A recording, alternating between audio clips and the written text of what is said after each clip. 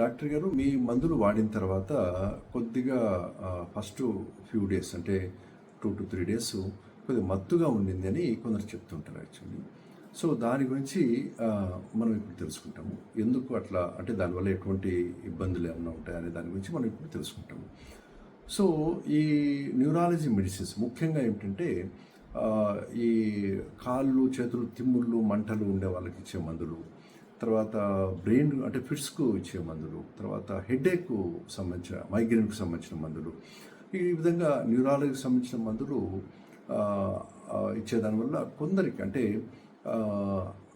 1 to 5% of పీపుల్కు first 1 to 3 days వరకు ఈ కొద్దిగా మత్తుగా ఉంటుంది. అంతేగాని వాళ్ళకు డే టైం అంతా డిస్టర్బ్ చేసేంత మత్తు ఉండదు.